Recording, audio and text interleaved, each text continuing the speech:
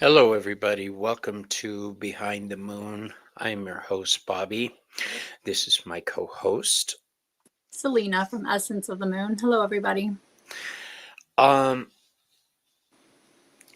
I see we've got a lot of people joining us already. Yeah, I'm going to doing give this. us a few more minutes before Selena and I have a big announcement to make. Um, and I want to give everyone a chance to be here to hear it. So, um, let's talk about what we're doing tonight while we wait for Yeah. people to trickle in. Tonight, I am driving the bus and I'm taking us on a journey through Dogtown. Um, Dogs are man's best friend, and there are tales going back through time of spirit dogs, ghost dogs, and then after their owners have passed, dogs that just will not leave their owner's side. Um, Oh, that is what we're going to be looking at today. yeah. Um, Dogs. We're splitting this into two parts. Number one, part one, I'm just going to be talking about different spirit dogs from around the world, and part two is going to be very personal for me. Um, I'm going to talk about what I believe the new hounds of Hecate are or should be. Please remember, this is a personal um, journey that I'm sharing with you guys. So this is not Mm. if you go up to another Hecatean witch and say what I'm about to tell you, they're going to say, "What the hell are you talking about?" So this is very much a Well, it's personal your own, it's thing. your own personal gnosis, and no one That's should ever question what everyone's personal experience and gnosis is going to differ from everybody else. it's funny No you two use that practice is the phrase. same. Yeah, Gnosis is because that's exactly how yeah. I approached somebody else on this, and they said the same exact thing you just said. So Hmm. um, let's say hi to Yeah. peoples. We got Witchy Best Hey, Friend. What's up, Jess. Jess?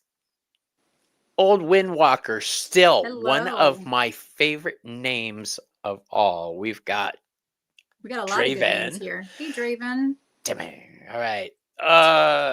Joan Miranda. Hey, Joanne. You can't just say Joanne Miranda. You have to say Joan Miranda. It's a thing. Look it up in the encyclopedia. Francine, Purple Moon Tarot. What's up, Bo? Hey, Janet. Francine. Janet Lee. Whenever I hear Janet Lee, I think of the Birds for some reason. I know Tippi Hedren was in the Birds, but it just always makes that connection in my brain somehow. I That's don't know funny. why. Maru. Hi, Maru. And yeah, since I'm driving the bus, there's going to be a lot of side detours that I'm going to go off on. We'll look at the alien corpse and the giant chicken and the world's largest ball of twine. Or Roadside actually, attractions. that's right, baby. That's what they're called, roadside Hey, attractions. Leotie. Welcome. I live out here by the Thing. Um, it's a big roadside attraction By thing. the See what? the Thing.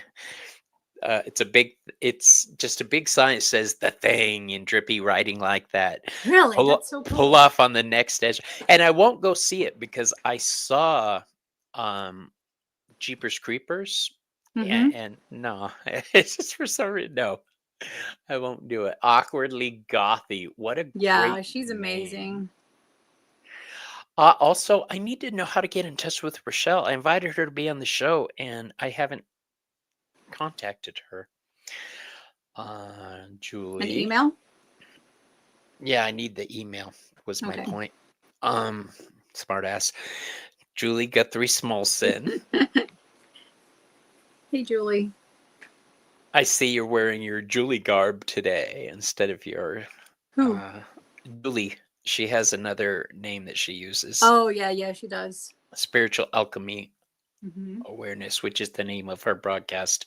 And she's going to be starting her solo live readings again. So make sure you check that out. Mary. Hey, Mary. Mary. What's up, Mary girl? And if I've missed your name, Roman's here. Roman. Oh, look who else Yep, is there he is. Trouble's in the house. Maru. Or Miss Tarot D, welcome. I hope you're having a good time on vacation. We're glad you're here, Madrina, because Yeah, we've don't got leave yet. We have some announcements to we make. have some important broadcasting announcements. Oh, that's right. She does have the past life meditation that Julianne was talking about on Facebook. Yes, she does. Yeah. All right. It appears we've got quite a lot of people with this, Selena. So why don't we just spit it out? You go first. I knew you were gonna do Sip, that sip, shit sip, sip. to me. Sip, sip, bitches. You're the oldest, so I'm gonna leave it to you. You bitch. You'll notice there's 2 of us instead of 3 of us. That's because Ramon was picked up on a morals charge and is being held. Just kidding. No, he's not. Unfortunately, our brother Ramon is going to be pulling back for a while, for an indefinite period of time. We all know how incredibly busy he is, and I was lucky enough to get him and Selena to join me on this road. Sorry, I'm all choked up. Sorry. This has blossomed into something fantastic. We're able to speak on spiritual and supernatural events.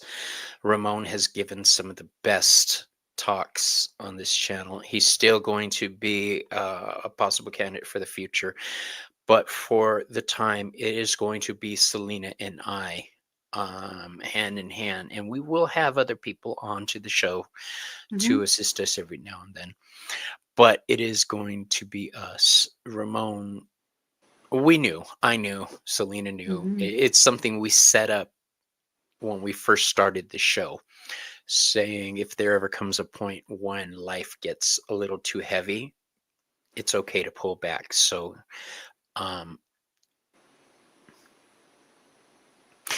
I feel like my brother's going away, you know?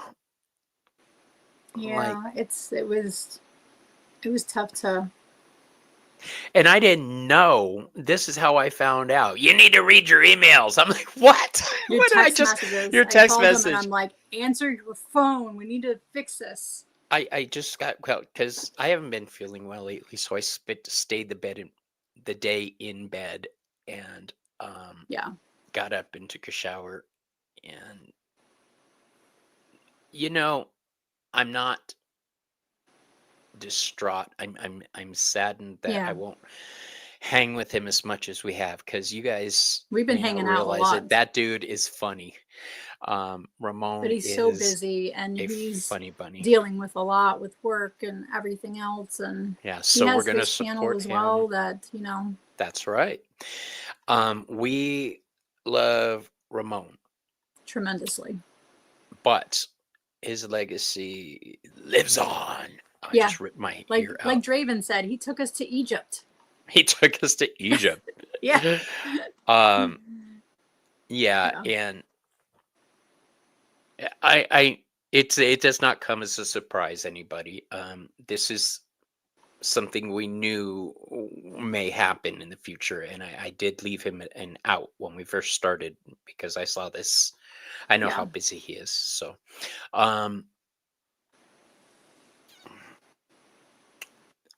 that's the big brother talking. As your friend, fuck you for abandoning me, bitch. All right. I know, I'm just kidding. I know. I love that man so much. I can't have any type of bad feelings for him. I love him. You know, the funny thing is, he's our nephew. Mine, yeah, he's our nephew in a past life. I had shown somebody one of our videos at an event, and showed him, and they looked at Ramon, and they're like, well, goddamn, look at him. They're like, I'd like to meet him. And I'm looking at him, I'm going, really? And I realized, yes, somewhere Yeah. along the line, I made the shift to where he's not boy candy. He's hermano, you know? It's, Yeah. I'm like, no, I can't look at him like that. It's creepy. No. Yeah. Um, so did your nephew go off to school in that lifetime? Actually, our nephew was very sickly. Hmm. Um, yes. All right. Yes, we all hope everything goes well with Ramon. We do too. We send him so much love, and we thank him for the time he was here with us. We had so much fun with him. Yes, and he will be back occasionally here and there when he gets the opportunity. So I'm not deleting or behind the moon chats in the background because I really love these two people. What are we doing today? Well, I'm glad you asked me that. Today, today we're talking about hounds, and I'll admit did not do pictures because I'm not Ramon. So, Selena is going to be eyeballing the chat for me, and I am going to give this little presentation. Now, I'm splitting it into two parts. The Hmm. first part, we're going to talk about dogs, and the second part, we're going to talk about Hecatan dogs, so to speak. All right. So, the bond between humans and dogs is ancient, profound, and woven into the very fabric of civilizations. It's just always been there. Dogs are companions, protectors, and helpers. It is therefore no surprise that this powerful relationship transcends the veil of death and manifests in folklore, mythology, and ghost stories of nearly every culture on Earth. Good stuff, right? Hmm. Um, these spectral canines, I love that phrase, spectral canines, are not monolithic figures. They're not huge. They appear in a vast spectrum of roles as terrifying harbingers of doom to noble. Ooh, harbingers of doom. Right? I should have seen that coming when I chose this. uh, Noble guardians of sacred sites in the underworld, compassionate guides for the souls of the dead, and loyal companions whose love for their masters defies mortality itself. That is so beautiful. This report will explore those archetypes and provide a comprehensive catalog of notable examples from around the world, which is also cool. The symbolism of the spirit dog is inherently dualistic, mirroring the nature of the physical animal. They can represent the untamed, dangerous, and wildness, like in the wolf, or the unwavering loyalty and protection, like you see in the domestic dog. Hmm. Their appearance in liminal spaces, meaning spaces that are in between. By now, you should know what liminal means if you watch our show. Um, these are crossroads, bridges, graveyards, shorelines are one of my favorites. I'm from Hmm. California, where the water meets the land. That's a liminal space. Yeah. Um, all this further cements their status as beings that exist between worlds. One of our Selena's favorite things to talk about is the Cholo dog, and we're going to talk about that. They're um, so cute. And what we're talking about that, if you saw, what was that? Coco. If you Oh, I saw love that movie. Coco, the little dog in that. Hmm. Um, all right, the Harbinger of Doom or the ominous black dogs. When I think of the ominous black dog aspect, I think of Harry Potter with the Oh Grim. yeah, that was. Okay. That is Hmm. a harbinger of doom. A harbinger is something that tells of something that's coming your way. So it's a warning system, so to speak. A harbinger of doom. When you see a certain person show up, you know shit's going sideways. Okay. So we've got the black shuck from East Anglia, England. Arguably the most famous phantom dog, the black shuck is a massive, shaggy haired black dog with Hmm. flaming eyes, often described as being the size of a calf or of a pony. To meet its gaze directly is to be doomed to die within the year. It haunts coastlines, graveyards, and country lanes. The most famous account from 1577 tells of its bursting into churches in Blytheburg and Bungay during a storm, killing 2 people. So it went into the church. Wow. The Barghest, um, from Yorkshire and northern England. Similar to the Shuck, the Barghest is a monstrous black dog with huge claws and fiery eyes. It is also a death portent, Yeah. often appearing to a person shortly before their demise or the death of a loved one. It's sometimes said to have the ability to Hmm. shapeshift. So we're talking banshee type energy here. Yeah. The guy trash, from northern England. This spectral creature can appear either as a horse, a mule, or a large dog, so it's not limited in one shape. While sometimes benevolent, leading lost travelers to safety, it's more often a malevolent death omen, particularly in its canine form. So, not fun. From Wales, we have, I don't know how to pronounce these names in Welsh. It's Gwllgi, the Gwilgi? Gwili? I have no Um, idea. Welsh. I tried to figure out how to say Welsh words once, and all I did was spit all I over mean, we everything. had It big was dogs, my husband. We had 3 Newfies.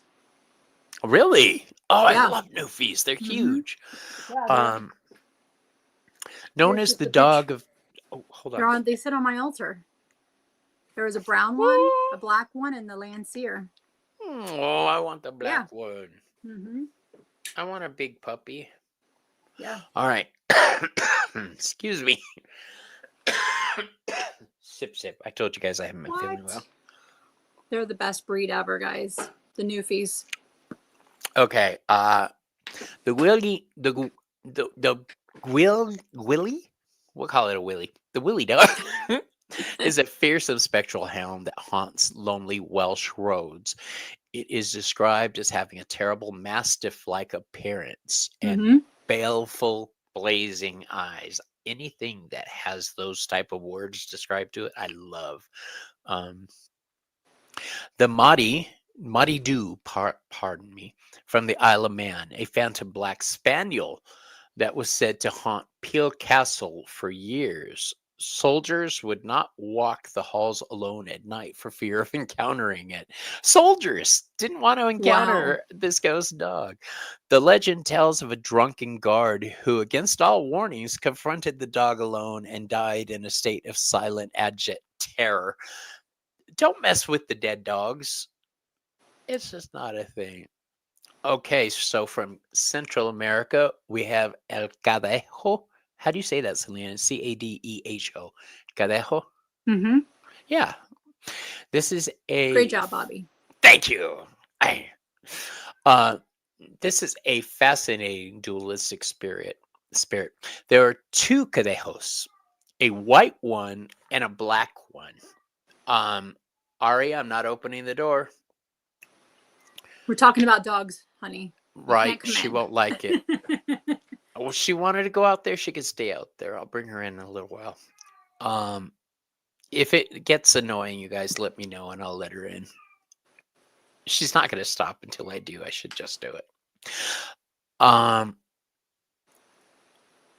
the Cadejo. Okay, the black Cadejo with burning goat-like eyes is a malevolent entity that stalks late-night travelers, attempting to lead them to their deaths or steal their souls. In contrast, the white Cadejo is a benevolent spirit that protects these same travelers from the black Cadejo and other dangers. So you've got 2 dogs on the road, one vying for your soul and one trying.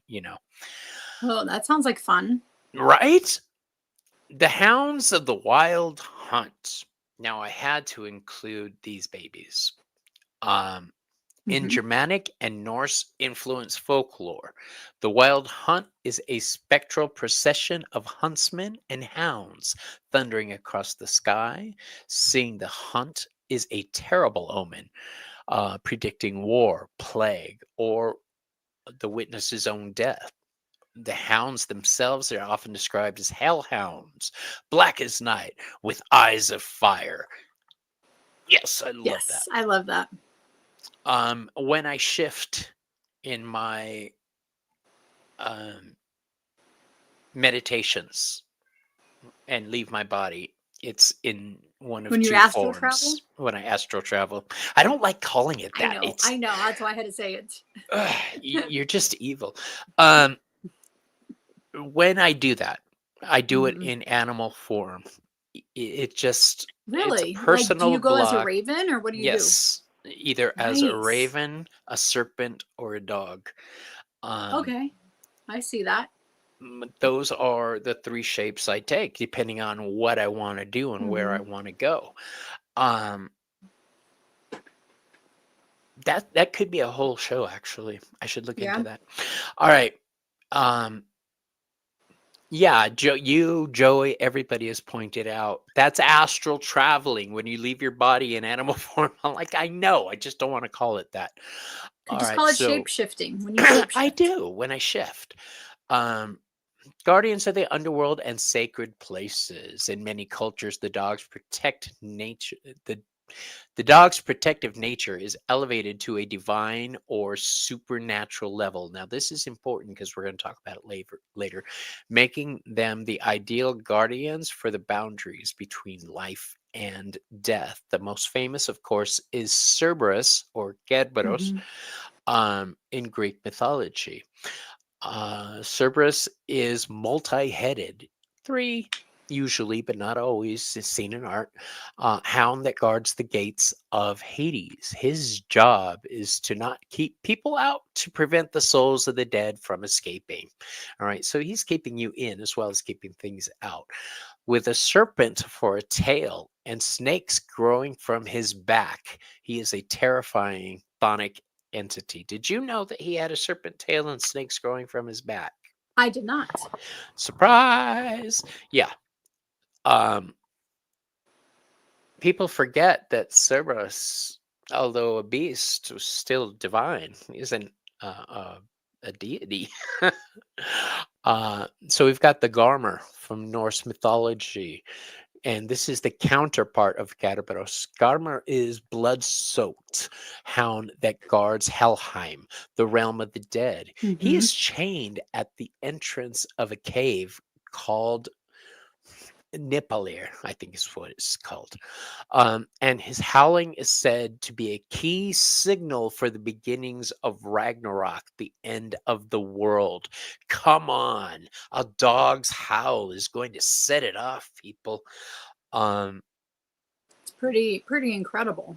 your husband follows the path, doesn't he? Yes. Hmm. All right.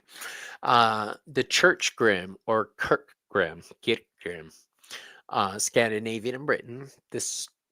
Uh, this tradition involved the belief that the first living creatures buried in a new churchyard would become its supernatural guardian. Often a black dog was sacrificed and buried in the north side of the grounds to create a protective church grim. I did not know that until I wrote this all up and did my research and everything. This spirit would guard the church and its yard against evil, including the devil himself. It would often be seen during storms or at funerals. There's Ken Payne and I were talking about this the other day because I wanted to run this by him Hmm. for the second part.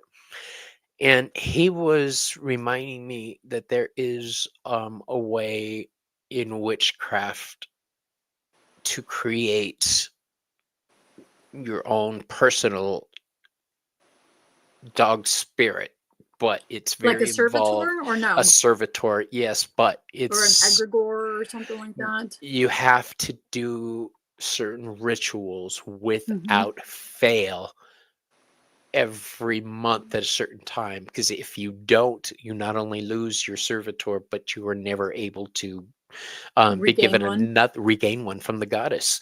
So people And that's from say, Hecate, I'm assuming. yes. People have had dogs in their life since the very beginning, people. So psychopomps, guides for the souls. This is where my joy lives in traveling the different realms, the upper, the middle, and the lower realms, to touch with my guides and get their info. That's how I like to view it being done. And my ravens always protect me, but dogs, man. Well, um, I don't want to get ahead of myself, which is why I'm censoring. A psychopomp is a creature, spirit, or deity whose role it is to escort the newly deceased souls from the world of the living to the afterlife. Dogs, with their ability to navigate and their loyal companionship, are perfect candidates for this crucial role. Let's look at Anubis, one of the most important Egyptian deities, often associated with death. Anubis was depicted with the head of a jackal, a wild dog, or a canid.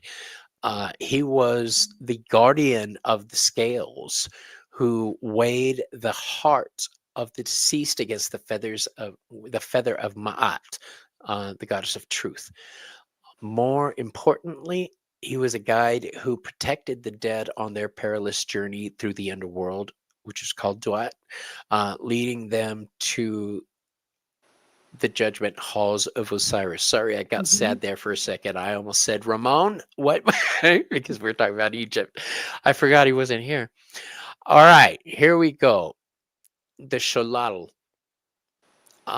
Aztec mythology. Aztec god of lightning, fire, and misfortune. Xolotl was depicted as a man with the head of a dog, kind of like Anubis. He was the twin of the great god Quetzalcoatl. I didn't even know Quetzalcoatl had a twin. One of his primary roles was to act as a psychopomp, guiding the souls of the dead through the dangerous and terrifying 9 levels of Mictlan, the Aztec underworld. It was believed a dog was often buried with the deceased to serve as their guide. All right, now there is something in Zoroastrianism. I don't know much about it, so I didn't look too deep into it. But in the Zoroastrian funeral rites, a ritual known as Sagdid, or dog's gaze, is performed. A dog, preferably one with 4 eyes, which is cool. I've got a 4-eyed dog, and that means those little white spots above their eyes. My little Pearl has those. I didn't know that. Yeah. So Huh. we've got a 4-eyed dog is brought before the corpse. It is believed the dog's spiritual sight can drive away the Druj Nasu, the female demon of corruption that attempts to contaminate the body. The dog thus acts as a spiritual purifier and protector for the soul's passage. Let me let her in. She's just driving me crazy. Hold on.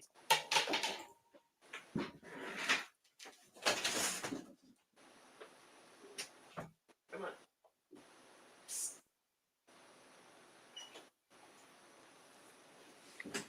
Make me run it. Take care of you. I'm trying to do a show here. Come on. Say hi to everybody. Oh, hello, Everybody, Miss this is Aria. Aria the fur goblin. Hold on, let Don't me put call my her ears back in. goblin. Mama D's here. Oh, I tell her the only reason you're not at the pound is because Tia CELINA won't let me get rid of you. I love my little girl. She's just insane. That's all. So Loyal companions beyond the grave. The legend of the blue dog from Louisiana. This is the stories I told about dogs being loyal after death. So, originating from Cajun folklore, this story tells of a loyal blue colored dog that became a ghost, forever searching for its deceased master. The legend was famously popularized by artist George Rodrigue, pardon me, whose blue dog paintings became an international phenomena, capturing the essence of this mournful spectral loyalty. The Hound of Goshen from Connecticut was a benevolent black dog that is said to haunt the Guntown Cemetery in Goshen. Unlike malevolent black dogs, this one is seen as a protector. It makes no sound and leaves no footprints. And legend says that it's a spirit of a dog that was buried with its master, eternally guarding his grave. This just breaks my heart. Um, my husband and I have a thing that if one of us passes, we need to show the animals the body, Hmm. um, so they know what's happening. Yeah, let Hachiko, them mourn as well. yeah. Now this one made me laugh when I saw it. Hachiko and Greyfriars Bobby. Oh Uh, yes, I saw that. It's in Edinburgh. yeah, Scotland. I went That's to the right. cemetery. Yeah, beautiful place. I think I had pictures of it. Do you have pictures of it? No. No, Japan and Scotland actually, which surprised me. Yeah, I I was took like, a that's a, picture of the one in Edinburgh, and it's beautiful. It's uh, such a. That's where like they have a lot of Harry Potter names came from. yeah. Hmm. While not technically ghost stories in the traditional sense, these real life accounts are foundations of the loyal companion archetype. Hachiko waited for his deceased master at a train station every day for over 9 years. Greyfriars Bobby is said to have guarded his master's grave for 14 years. There it is. Statues commemorate, and I remember the Yeah, Greyfriars Bobby yeah. story. It's Um, such a beautiful cemetery. And I was just walking around taking pictures of like just the headstones and everything. It's such a beautiful place. Beautiful place. Creepy. Parts of it was creepy, but Creepy. it's That's beautiful. Yeah. okay. Beyond the main archetypes, numerous other spirit dogs exist in world cultures, filling Mhm. unique and varied roles. We've got the Inugami from Japan, the dog gods or spirits created through cruel sorcery ritual. An Inugami could be bound to a family as a powerful hereditary protector spirit, but one that could also be dangerous and difficult to control if not properly respected. They could possess humans and cause illness or misfortune. We have the Inu from Japan, the escorting dog. This spirit follows travelers walking on mountain passes at night. If the traveler stumbles, the Okuri Inu will devour them. Yay. However, if the traveler successfully reaches their destination and thanks the dog properly, it'll leave them be.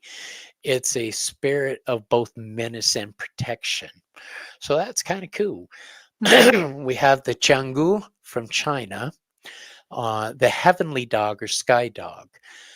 The cosmic canine was believed to cause solar and lunar eclipses by eating the sun or the moon. Mhm. Rituals with loud noises were performed to frighten the Changu into spitting them back out. Uh, So vomiting them up, vomit those bitches out. regurgitating them. We've got the aswang from the Philippines. Um, the aswang is a generic term for a host of shape-shifting vampiric or witch-like creatures. I always heard of them is the vampires aswang. I didn't know there was a dog. One of the most common forms is that of a very large black dog that stalks victims at night. And when I say I know the vampiric stories of the Estwing, the stories I know, picture a woman, and then right in the middle, she splits apart, and the top part flies off to feed. Um, the bottom part just stays there. That's So being two places at once. yeah, that's the Estwing I came up with. So what have we learned? The ghost dog. Oh, Aria, stop it! Daddy's trying to work. The ghost dog is a universal and enduring archetype for a reason. It taps into our deepest feelings about our canine companions and our most profound anxieties about death and the unknown. In the spectral hound, we see the dual nature of the world: chaos and order, fear and comfort, the wild predator and the steadfast guardian. You can be both things at one time. Every time you say guardian and we're talking about this, I like say in my mind Wingardium Leviosa. Wingardium Leviosa. As I keep saying. It's Because you're talking about Leviosa, Harry Potter, not it's like stuck in my head. Leviosa. And then Greyfriars. All right. Yeah. All right. Whether it's the terrifying Barghest promising doom on a lonely moor, the noble Anubis guarding a soul or guiding a soul to judgment, or the spectral form of a beloved pet waiting by the door, the spirit dog remains a powerful figure in our collective imagination. It serves as a stark reminder that the strongest bonds we form in this life echo into the next, and that even on the darkest nights, a dog in one form or another may be walking beside us. So before we go on, I want to give everyone a chance to say, have you ever seen a ghost dog, you guys? I want to see what comes up in chat. I have. A ghost dog? When we moved into this house, it came with a ghost dog. So we just named it Fluffy and moved on. We didn't. When I say ghost dogs, I have 5 dogs and 2 cats. When we moved in, we could hear a dog running up and down the hallway, and we went to yell at the dogs to lay down, but they were all around us, and we're looking at each other, going 1, 2, 3, 4, 5. 1, 2, 3, 4. 1, 2, and nope, there was a ghost running up and down the hallway. Is it still there, or did you like tell it to go home? No, I mean, obviously, if he's here, technically it's home. Yeah. Yeah, he's all alone, poor baby. So we made friends with it. He's now part of the pack. Did you name him? No, we call him Fluffy. And he's probably Fluffy, like the dog from Harry Potter. That's called Fluffy, the big black dog. Right. It seems like little feet, like a Yorkie, because we used to have a Yorkie, and I recognized the pitter pat of the little nails. We need a ghost deck now, right? Oh, that's a great idea. So I don't have an intimate relationship with that ghost. However, my kitty that passed, he's buried outside of my bedroom window, and I know when Sebastian is curling up on my shoulder.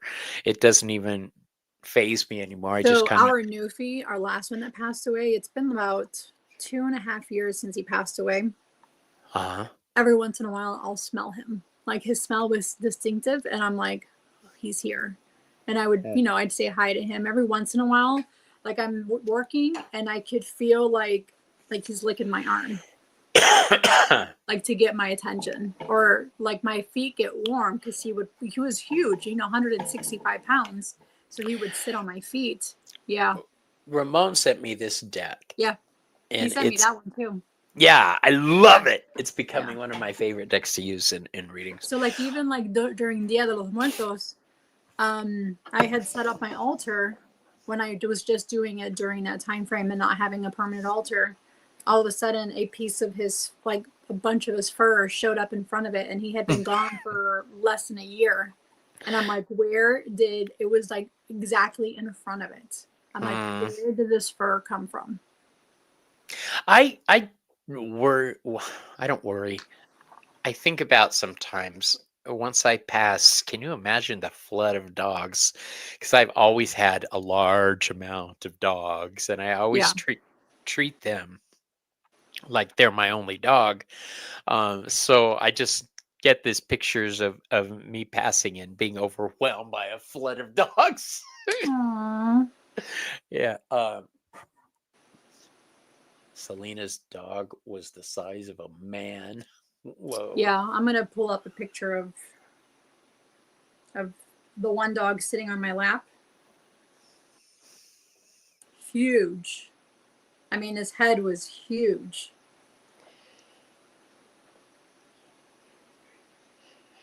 Ari, stop that. What are you doing? This was when he was like sick and he was in the hospital. Look at him. Oh, That's how big he how was. big he so you can see the shavings that they shaved his arm to do his IV.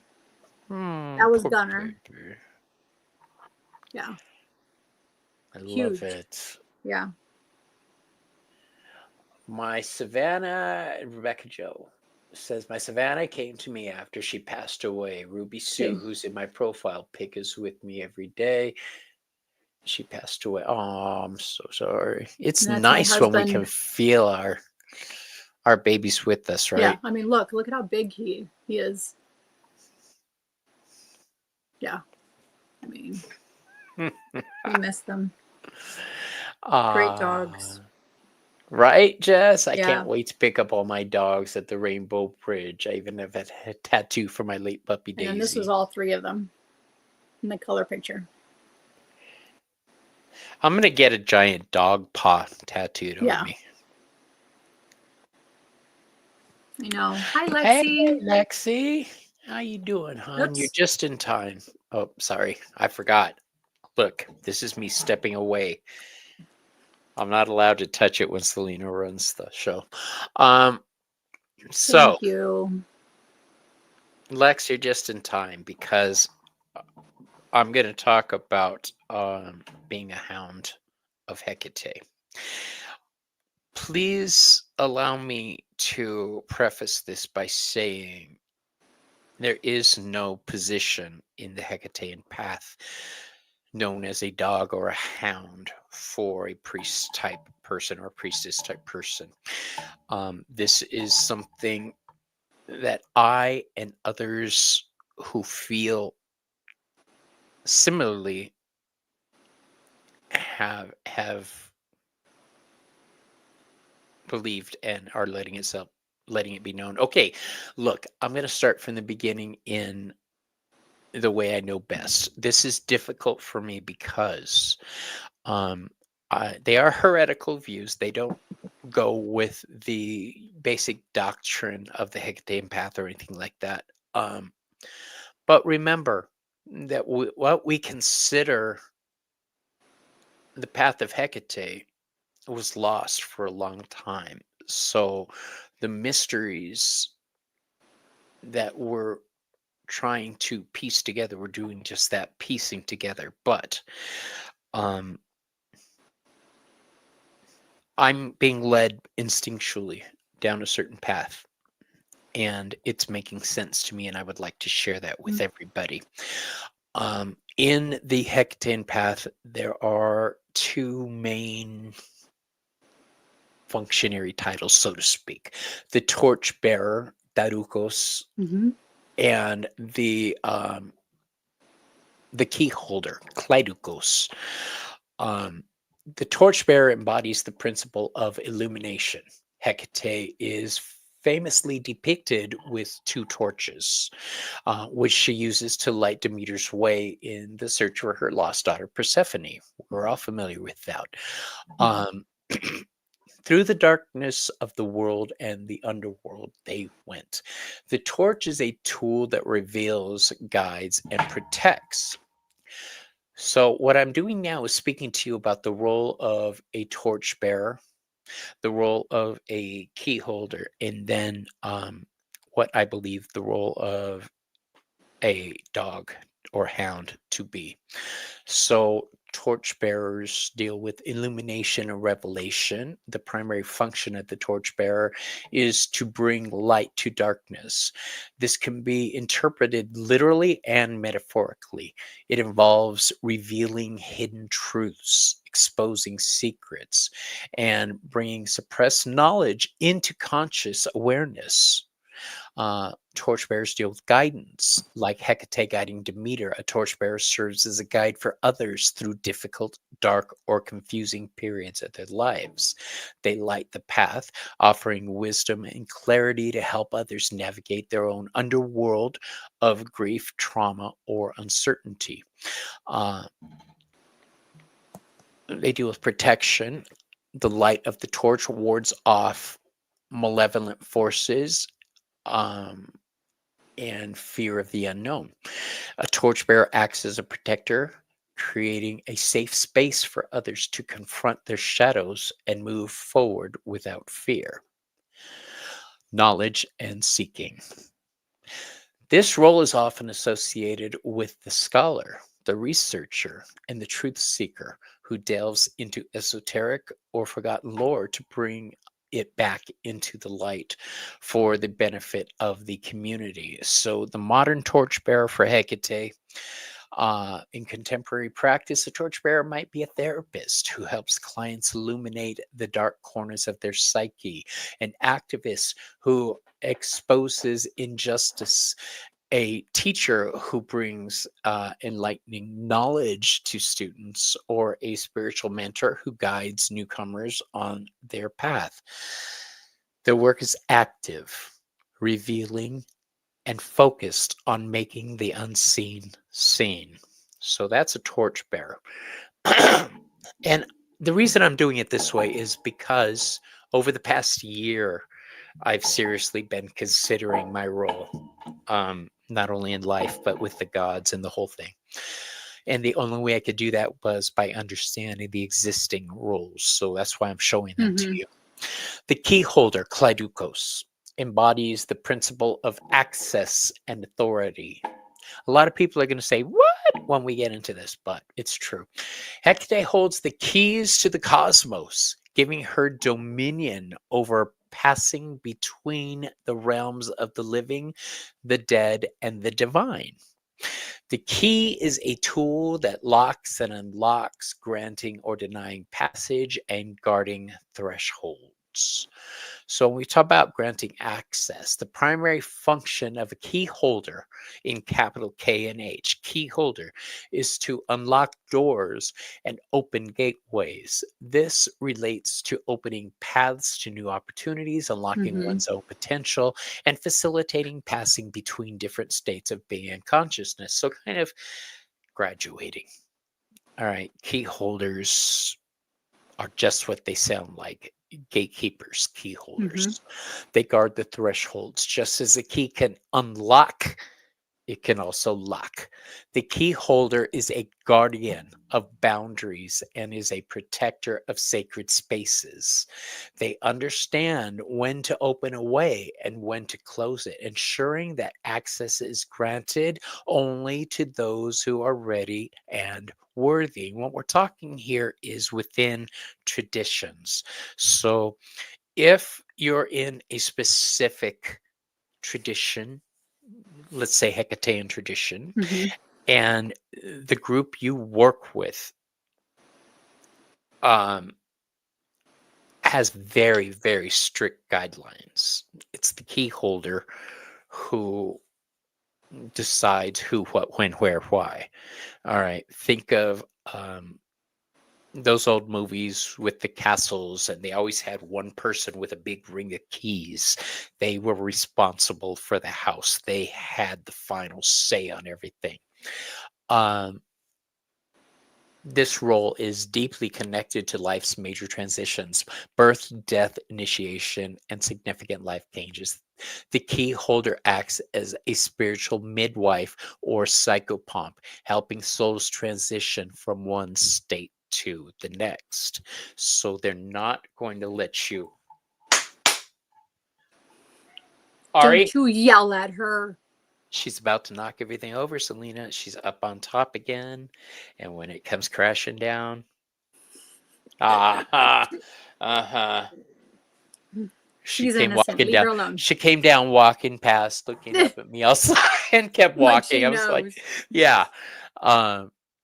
Sovereignty and authority. The key is a symbol of authority. Remember what I said about the big key ring?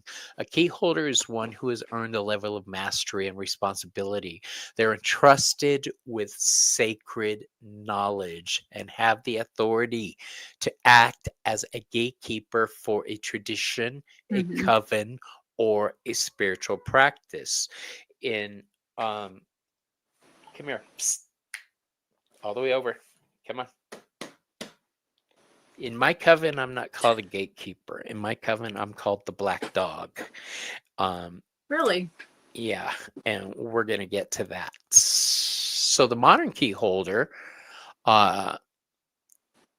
might be a hospice worker who helps the dying transition peacefully, a ritualist who opens and closes sacred circles, a healer who unlocks a person's innate ability to heal, or a guardian of a special magical tradition. Their work is about facilitating passage, maintaining boundaries, and exercising earned authority over liminal spaces. While both roles are deeply intertwined and often overlap, they do, their core functions are distinct. Ari? While both distinct, the fundamental differences can be summarized like this. A torchbearer reveals what is already there. They shine a light on a path, the obstacle, or the truth. Their work is about perception and guidance, showing you where shit is. A key holder changes the state of what is there. They open what is locked, creating a passage that did not exist. Their work is about transition and access. So they're very distinct but very similar roles. Think of it this way. The torchbearer shows you the locked door in the dark. The key holder provides the means to open it. The two roles are not mutually exclusive and work in powerful synergy. One often needs the light of the torch, clarity and knowledge, to find the lock for which they hold the key. Successfully using a key to open a new realm or a state of being is meaningless without a torch to illuminate the new space one has entered. So they are both very, very important roles. A single individual may be called to embody one role more strongly than the other. This is important. Let me see. Okay. The torchbearer is the illuminator, guide, and revealer of truths. The key holder is the gatekeeper, guardian, and facilitator of transitions. I don't care if you like it or not. While the former works with knowledge and sight, the latter works with access and authority. Yes. All right, fine. Hold on.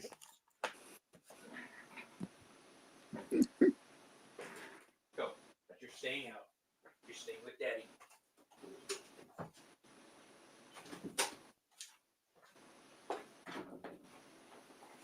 I want to put a different door with the little cat door so she could just come and go as she pleases.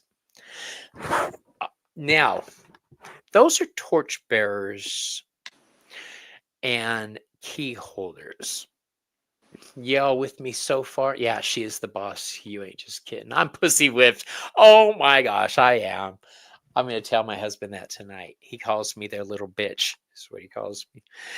Go ask your little bitch to lift you up on the bed. Go ask your little bitch. Oh, wow. Yeah. He's as ruthless as you two are. Nope. You want it out there, you stay out there. What she wants me to do is leave the door open for her so she could come and go. I'll just do that. Hold on.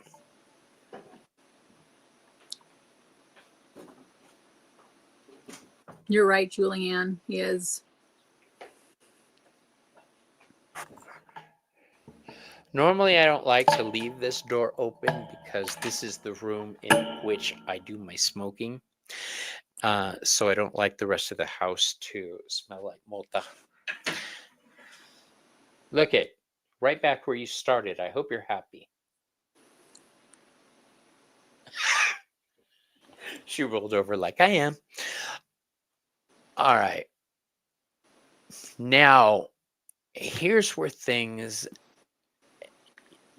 Oh, she is so cute. She really is. She is. Here's where things go a little sideways. I've always considered myself a hound of Hecate. And when I say that, people think an obedient dog. Well, yes, there is that too. Fawning at the goddess's feet. Well, yeah, there's that. But there's more to it than that. Christians call it becoming an angel. I want to be an angel. I just want to do it as a dog. Yeah. So now let's talk about what a dog in this sense would be. A dog in this context is a spiritual guardian and protector, deeply attuned to mystical energies. Drawing from the symbolism of both torchbearer and keyholder, the dog combines the roles of guide, protector, and gatekeeper, but with a unique emphasis on magical and divinatory abilities. Dogs are traditionally associated with loyalty, protection, guidance, especially in mythologies connected to the underworld or the liminal spaces that we just saw. Dogs are sacred animals, often seen as companions who can sense danger, see what is hidden, and travel between worlds. Now, I'm not comfortable with this next statement yet. It was pointed out to me by a friend of mine. I was sharing my thoughts and, this is what I think, this is how I feel, this is what I believe. And he started grinning.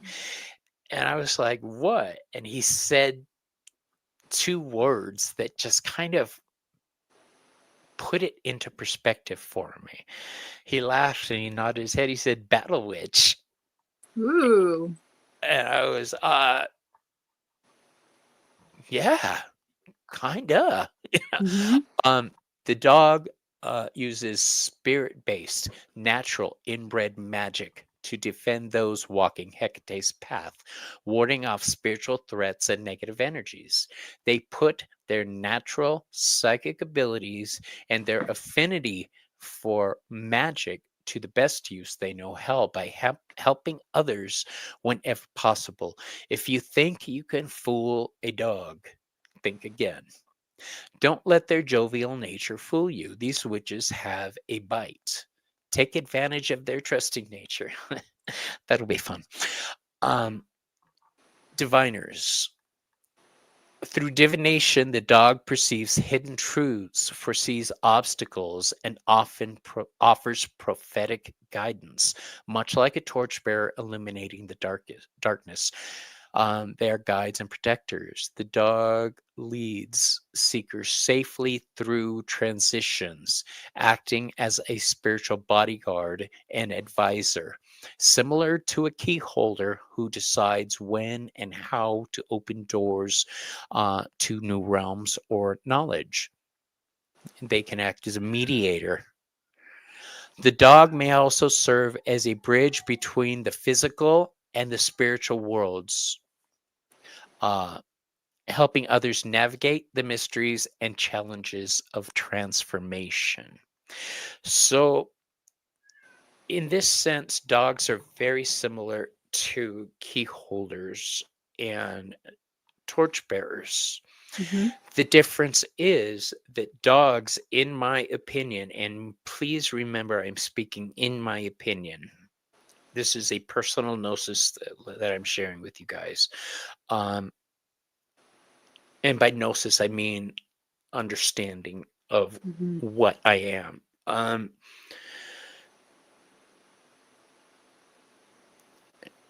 Dogs tap into, because I've met other dogs. Dogs tap into natural magic, natural Mhm. wild magic. You've got ritual witches, ritual magicians holding up the chalice and the sword. No, dogs are more spirit witches, so to speak. Um, if you want a good idea of the way a dog's magic would work, check out the book by Matt Oren called Mhm. Spirit Witch. Um, it's an innate form. It's ever since I was a little kid, I came from a very bad household, you guys. Um, I was there wasn't even safety for me at school. So I learned to see danger. I learned to sense danger coming. I in a sense became my own protective spirit. Um, I Sometimes you have truly to do that. Yeah. I believe that my role here on this earth is to help people get to where they need to be to continue their journey. I am not the Mhm. end all be all of somebody's trip. No, my job is to get them from point A to point B. Maybe shine a little light on their situation, maybe protect them. If I see something in trouble, I'm going to step up and take care of it. I'm going to defend it. And that has not always worked in my favor. Um, I'll give you, for instance, back in the 90s, I think 1991. Um, Psychic Witch, thank you. Yes, thank you, Matt Arn. That book is incredible. I really do like it. Um, I saw somebody I knew getting picked on, and I knew I wasn't going to come out on top of this because there was a lot of them. But I knew if I didn't, that little fucker was going to get his ass whooped. So I stepped in, and sure enough, I got my ass whooped, but he didn't. And when I say ass whooped, I'm talking my teeth were deformed and coming out of my mouth. It was a bad beating. The Mhm. man was actually a featherweight boxer, Wow. and between him and his two friends, they put me down hard. But I didn't mind because I did what I set out to do. I Yeah. protected that kid. Um, and I didn't regret it. I was beat so bad that my ex-boyfriend, who I hadn't seen in months, who hated my guts, called me up to make sure I was okay. That's how bad the beating was. I looked, Wow. yeah. Um, I I put myself in harm's way to protect that kid. And I would do it again in a fucking heartbeat. I have put myself between family members. I put myself Mhm. between strangers. I've shown teeth when I've had to, and I've gone for the jugular when I've had to. I've taken down threats. Um, and I fortunately know a little magic. It's a talent that I always have possessed. Um, I will use my psychic powers and my witchcraft to get Just make the sure you protect yourself deed when you do done. that next time. Oh, well, this is back when I was and to be fair, we had just come out of the bar, so I wasn't Oh, really okay. thinking clearly. But I'm glad I did, and that kid and I became friends, and we stayed friends for several years. Um, Several years. That's it. well, we had sex, and after that, Oh, uh, after that, it kind of just, you know, fizzled. fizzled. Yeah, goal reached, be gone. Um, Point is, I view myself not as a hero, but as a guard dog. Um, I will use my abilities until the day I die protecting other people. And if that is my lot in life, I accept it gratefully. So now you guys know my secret on how I view myself, as a hound of Hecate. I would like to read something to you.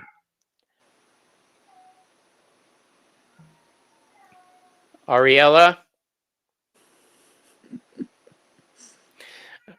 Okay. I can't remember who it was, whose book this is from, but Ken Payne sent it to me last year. I mean, I was heartbroken because I had finally gotten up the nerve to share some of my views Mm-hmm. with the Yeah, I Hecate remember you telling me community, that. and it didn't go well. And we talking gatekeepers, all right? And yeah. I remember you saying that. However, Ken thinks I may be tapping into a forgotten aspect of the witch's power. That this is something that cannot be taught. This is the wild magic. This is and it can't be defined, so I'm not going to try. One very interesting reference to male priests specifically refers to them as the dogs of Hecate. This is with a C, not with a K, so Roman. Um, This title suggests that male devotees may have, in some circumstances, performed a special role in Hecatean worship. It is possible that the male clergy served as ritualistic guardian figures in both religious rites and in the sacred mystery plays that centered in and around Hecate. In this context, third time's the charm. The title would tend to make some sense. So I'm not the first one to come up with this. Authors have been writing about this for a while. Wow. This is something I want to preach, to testify. This is I always felt alone, like a stray dog. I can feel my pack coming to me. I can feel them. You're part of my pack. Everyone watching, you're part of my pack. As the old gods come back, the old ways are returning. Mm-hmm. So things like this, protectors standing forth and using the abilities the gods gave them. Yeah. So that is it, you guys. I have now shared. I hope I made sense and didn't ramble too much about my personal beliefs.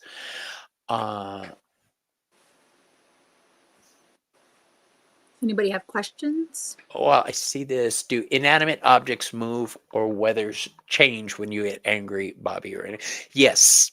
That's wild magic. That's untamed magic, and to an extent, I could see the dangers in it.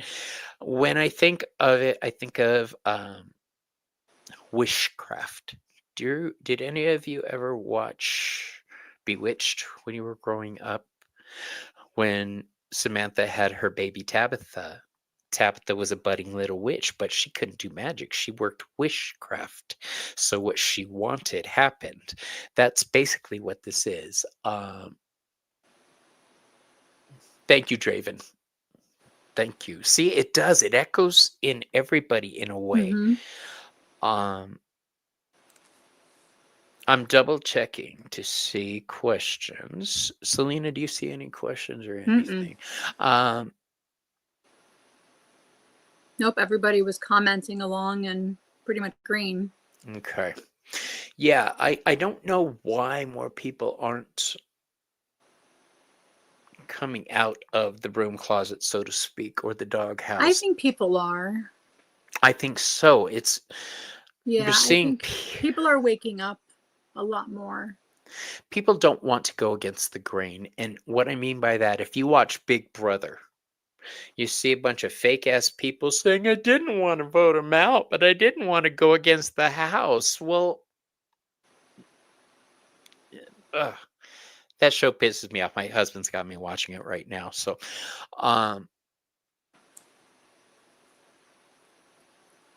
Yes, I am trying. Exactly. Thank you for sharing. You could help others trying to find a way to connect. I've said it repeatedly. Each person's path is each person's path. Yep. Selena may be called to light somebody's way. I may be called to protect them while they're on that journey. Mm-hmm. Ramon may be called to open a door for them once we get to that spot. So you see, all these three roles can play together. Um, Good night, play. But that's that. What time is it right now, Selena? 10:13. We still got time. ¿Quieres? Simon, hold on. Let me set everything up. You want to explain? No, you can do it. All right, folks, we're going to do some card readings.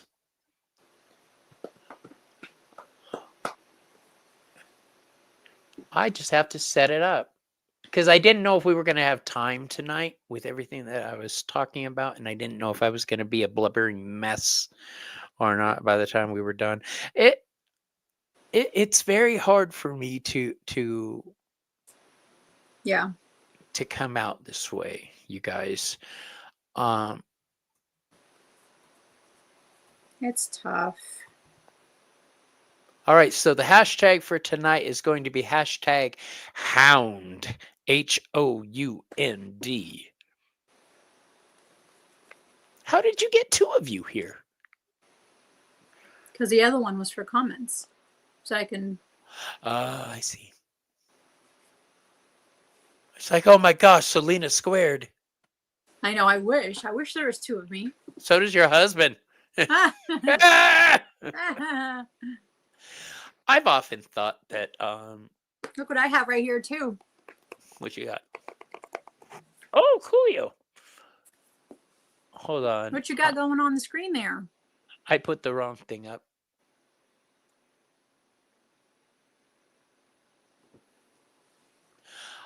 I did.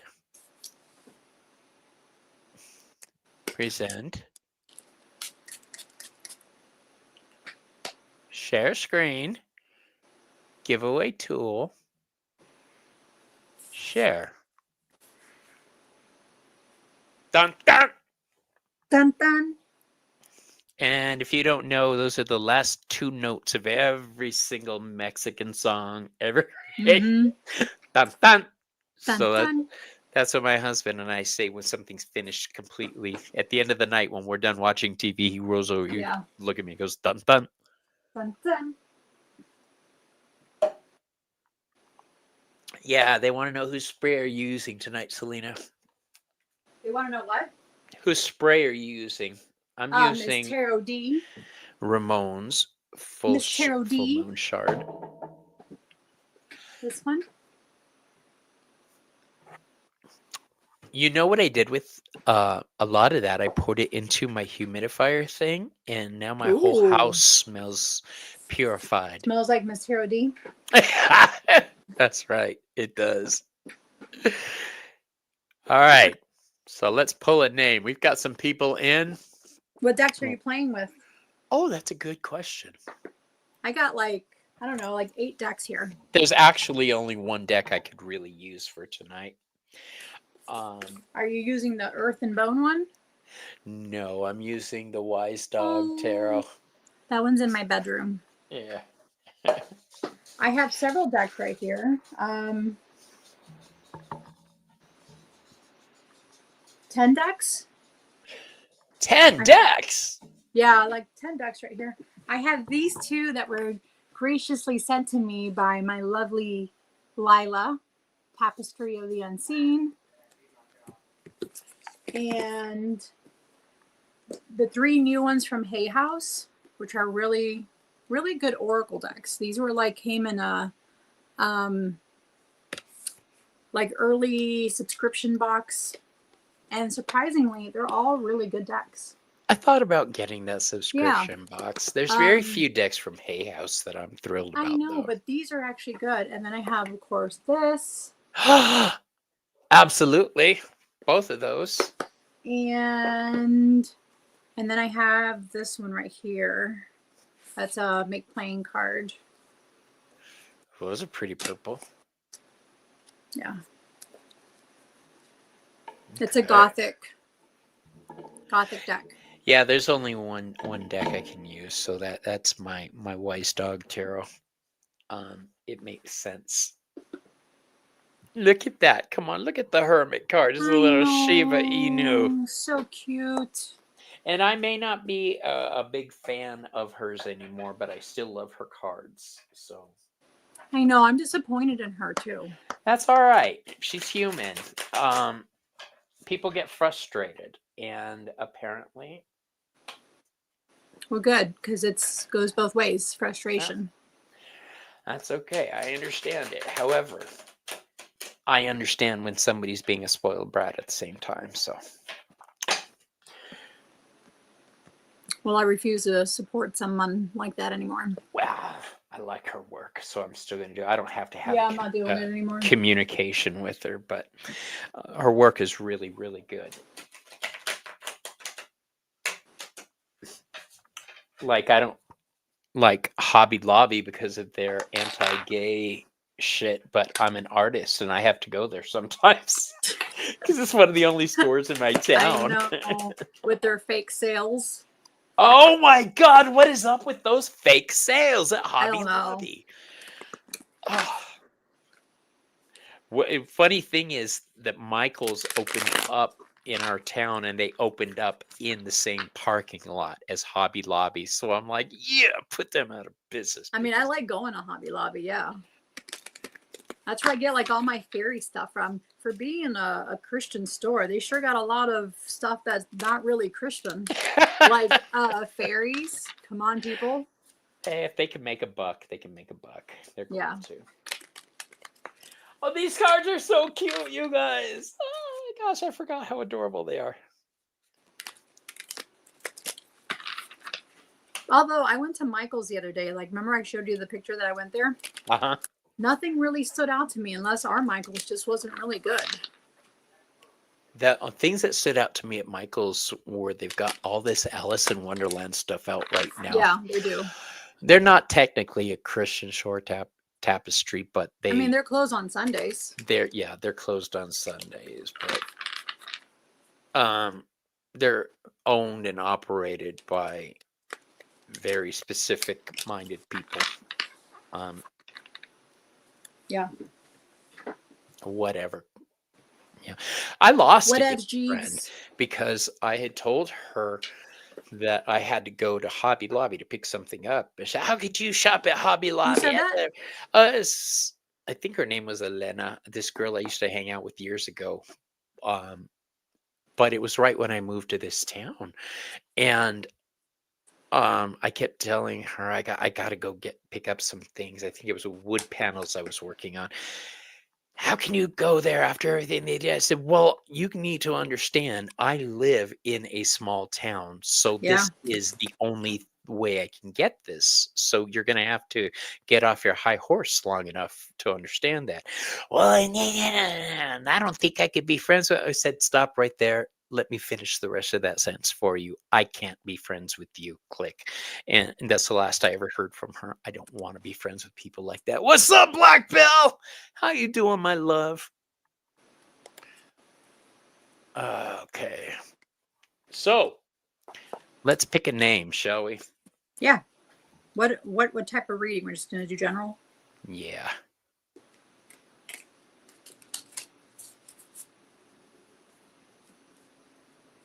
Sorry, I had to put my mic on. There we go. Yay, here we go. So our first winner for tonight is going our first victim for tonight. Our first player. Maru, I saw you at Gerald the other day. Loved it, by the way. Red Eagle! Oh, Quinna! Bridget. Quinna's here. What up? All right. You know, Bridget's always running readings.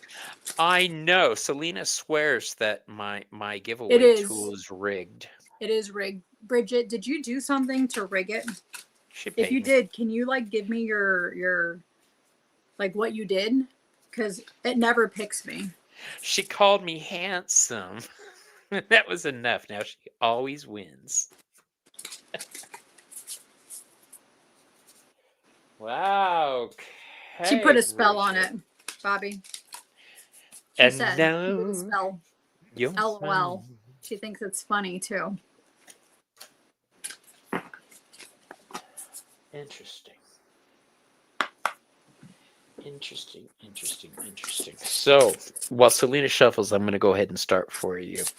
The first card I drew for you is the Six of Pentacles, but I drew it in reverse. Okay. So, seeing the Six of Pentacles, first of all, this is a card of having everything you need to the point where you're willing and able to give to other people. When it's reversed, you may have the desire to give to other people, girlfriend, but now is not the time to be reaching into your pockets. Now is not the time to letting people put the touch on you. All right. You have shit you need to take care of yourself right now. I've noticed the past week my readings have been focused very inward on people, being a little more necessarily selfish. Um, it's not selfish to take care of yourself first. All right. Don't assume you're going to be able to take care of yourself when all is said and done. You'll handle it, you'll heal from it, you'll deal with that. Yeah, trying to work on it. Don't fucking go that route. I get so angry when I see this card. Um this card says you're giving too much. So just calmeth thy tits. Um the next card I have for you is the Six of Wands in reverse. See, this is a card of victory and adoration. When it's reversed, if you keep going on the way you're going, other people will have victory, but not you. You'll see that other people accomplish what they need to accomplish in the short term, but not you. You'll have been so focused on taking care of other people that you'll have missed your chance. The last card I have for you is one that just backs up everything I just said for you. We have the Four of Pentacles, the miser card. I don't think it's very miserly to say, I can't do that right now. I'm unable. I can't. Not a good time. However you want to fucking say it. You could even say, it suck my dick. Whatever. Just pull back. I'm sorry. I'm pissed that people take advantage and they see somebody who is willing to give and give and give, and they're not going to complain. They're just going to give. So they're just going to keep taking. Well, tell them to kiss my ass. All right. You need to hold on to what's yours because you are currently, this is a card of Capricorn also, you are becoming something new. All right. You need the time to suck my metaphorical dick. That's right. You do what you got to do to hold on to what's yours. But since you mentioned job, yes, I'm saying this has to do with your job because of the pentacles. All right. You don't have to come off being a big bad bitch. Just draw your line and say no thank you. All right, and that's what I have for you. It's funny because I got pentacles too for you.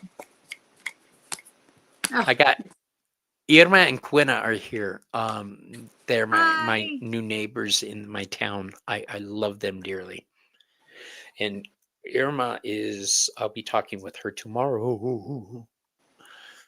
That's right. All right, go for it. So I got the 8 of Pentacles.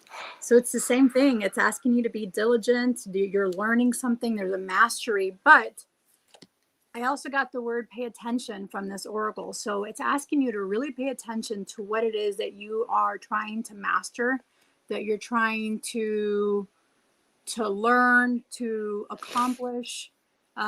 It's really, see that hopeful look on her face and that butterfly with that. To me, the butterfly always seems, it's transformation for me. But the bee is letting me know that you've been extremely busy, but they want you, I feel, to pay attention to what you're putting out there, to what it is that you're trying to learn. Because I also got the thread, and this thread is from the Fairy Tale Heroine Oracle deck. And in here, thread talks about like the fates. Let's see if I can pull it up here. Thread. So it's in spinning raw material into strong, useful thread. We construct something tangible. But again, that also goes with the 8 of Pentacles. So whatever it is that you're trying to construct, that you're trying to master, pay attention to all the signs around you, and listen closely to any signs, synchronicities, your inner wisdom, your intuition. That'll tell you what direction you need to go, because look, here's a direction right here. What path you need to go on. So listen to that. Pay attention to that to get to this. So I love that bee. What deck is that? It's from the one that Lila just gave me, the Unifying Consciousness Tarot. Oh, really? Oh, I've been looking at that. I love it. I mean, I was worried it was going to be all not good. Looks good. The blue, yeah. I like it. Okay. Yeah. So, here we go. Our next player.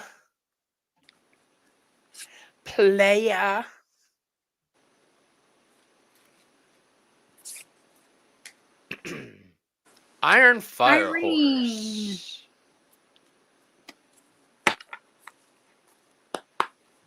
You're welcome, Bridget.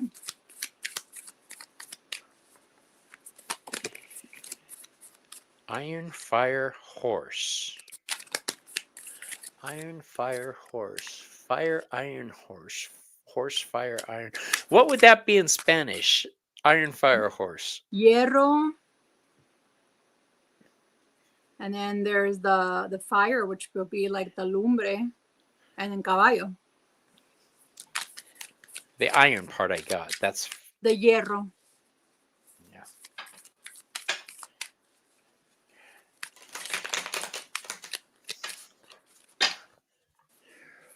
Let's get that out of the way, shall we? There we go.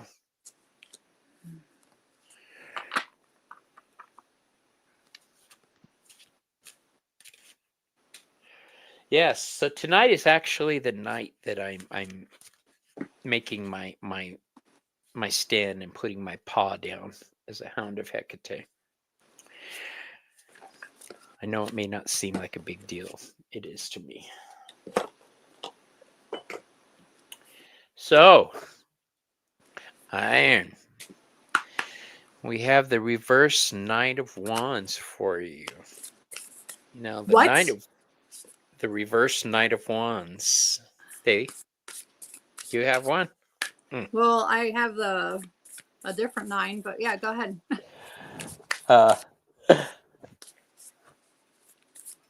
The Knight of Wands should be somebody who is flashy, stands out. I'm thinking in two different directions right here, so I'm going to go with the one that is calling to me more. The Knight of Wands is Sagittarius energy. All right, this is the energy that leads us towards healing. I think right now you're feeling lost. I think you've got a new project you're trying to get off the ground, and you're not exactly sure about the best way to go about this. I'm going to have to break this down card by card for you. So we've got the Knight of Wands in reverse. That to me is a suggestion to not be as brash or flashy. If you're trying to build something right now, keep your eye on the prize, not on the people you're working with. If there is a project in the works, which is what I'm seeing, know that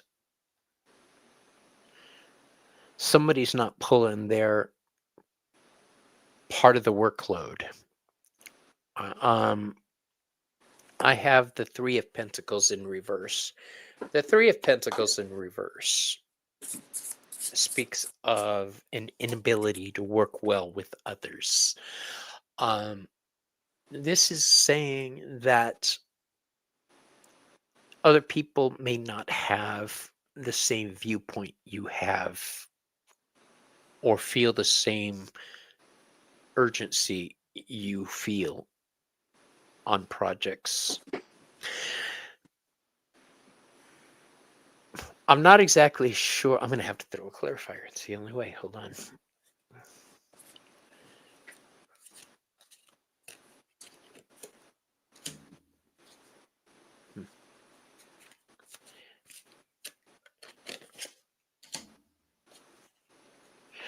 So the clarifiers I threw for you are the Ten of Wands. Isn't he cute as fuck? And the Ace of Swords. Both of these cards here are telling me you are at a point right now where you're going to have to choose the way you go forward, because it's going to define how other people see you. Quite frankly, don't be carrying other people's shit. Don't let people lay their problems on you and then allow them to get the glory type thing.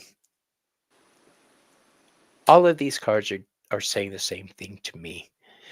You need to shine and burn bright. And if you're so focused on other people and the job they're doing, you're not going to be doing yours properly.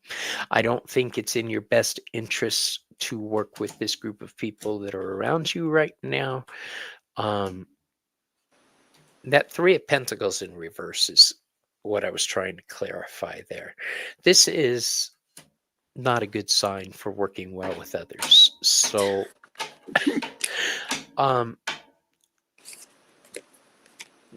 if you're doing projects with other people, make sure your shit is up to snuff, because I don't think theirs will be. All right, and that's what I have for you. Okay, our cards are pretty much the same. So when you said to shine bright, I had pulled this oracle and it reminded me of that. It says the end is also the beginning. So here you are. It's a reminder that you need to release whatever these cycles are. These endings can also be really good beginnings, and beginnings are also really good endings. So regarding working with other people, sometimes it is good just to go off on your own and do it on your own solo, because I also got the Nine of Swords, and that's the anxiety, the overthinking, carrying other people's burdens as well. It's letting me know that you are dealing with a lot of anxieties, and it pretty much on your own. Yeah, definitely shine bright, because the last card I got for you is accept support. And I think you haven't been accepting that support. But it's asking you to do that. But it's asking you to, I feel like it's asking support from the right people. I think the people that have been around you have not been supporting you the way you have been, and you have been carrying this all on your own, as it looks like she's doing on her own right now. Even though there are hands that are open, she is by herself, and she is supporting this all on her own. So that, along with the 9 of Swords, and then maybe it's time to start cutting people off. I feel like I need to pull another card here. Let me just grab the top card. Right? Iron's all kind of complicated. And I got the 4 of Pentacles in reverse. Didn't you just do a 3 of Pentacles in reverse? Yeah. 3. Definitely. Irene, these are both cards of Capricorn, and Capricorn deals so with who we are. You're dealing with a lot, and it's up to you, though. It is up to you alone to decide if it's going to be the ending or the beginning. So I send you so much love and support. I hope it goes well with whatever it is that you're dealing with. Yeah, I'm sending you so much love, because I can feel it every time I see a 9 of Swords. Oh, that's tough. That's tough, girl. So sending you our love. Oh yeah, Ginger Faye. I'm going to be on her channel this Friday. She just sent me the link. She feels upside down. We're going to be doing tarot normal. Oh, I'm sorry you feel upside down. Yeah. Now I want to use my skeleton deck. Darn it. I mean, the Skellies never are wrong. Right? I love them. I love that deck that Lila sent me. Okay, here we go. Next up on our hit parade.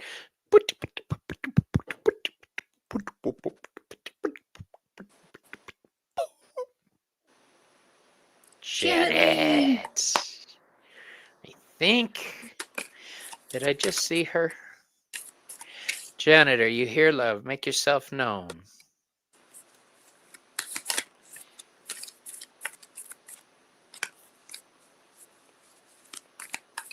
I haven't seen her. Janet left from Bridget. That's what I thought. All right, so let's draw another name. Draw, not drew. Yeah, I don't think people realize that. Well, we didn't realize we were going to draw cards tonight. Rebel Becca says, look at that hair. Gorgeous. I know. And I love the feather on there. Corina, that's a beautiful name, too, by the way. She's from Australia, if I'm remembering correctly. Are you from Australia, Corinna?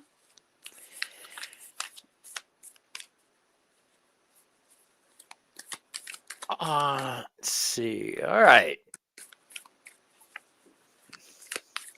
I'm going to use my skeleton deck. Yes, she is.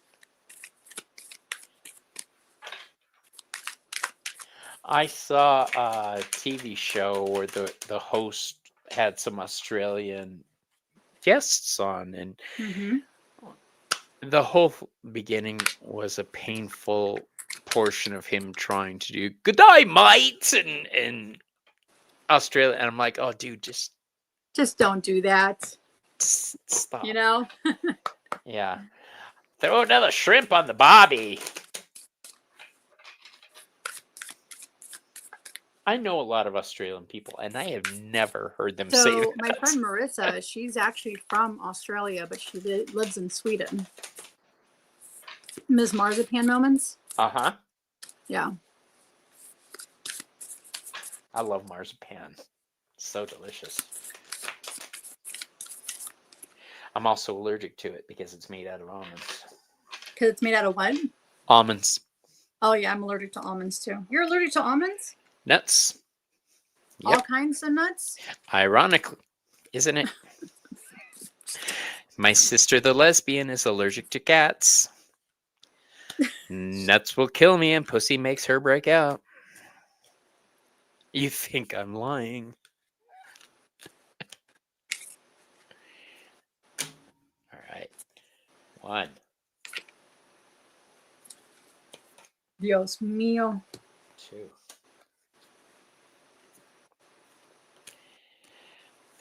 3. All right. You want to go ahead? No, I'm still. All right. Sorry.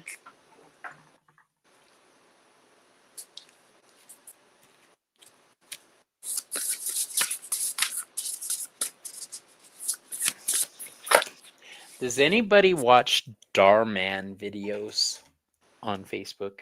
Mm-mm. Darman videos are little 2, 3, 5-minute videos, dramatizations about different things like Karens or racial injustice.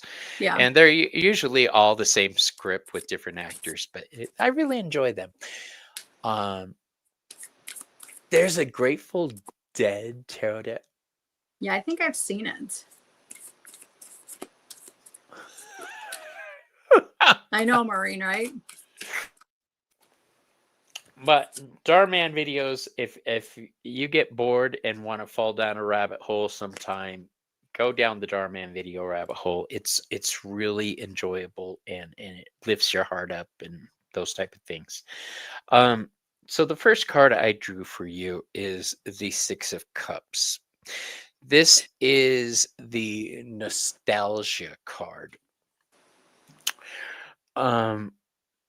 This is looking back fondly. The next card I have for you is the Justice card. So these two cards together right here tell me that if I had to guess, honestly, what I'm feeling here is a settlement coming your way. Somebody possibly leaving you something of great value, not necessarily cash, but something you're going to value. Nobody ever likes to hear these type of readings where somebody may pass and leave them something. I also don't shy away from them because they don't pop up too often for me. So when they do make an appearance, I'm quite honest about it. The last card I have for you is the 3 of Wands in reverse. So when it comes out reverse, it becomes a calm your tits card. This is a card saying allow things to progress in the way they're meant to. Justice is being served. Don't try to rush things or influence the situation. Just keep your ass out of everything and let the dust fall where it may. Now, I did draw an oracle card for you. And it is the card of eternal charisma, which kind of goes with that first card that we drew, the 6.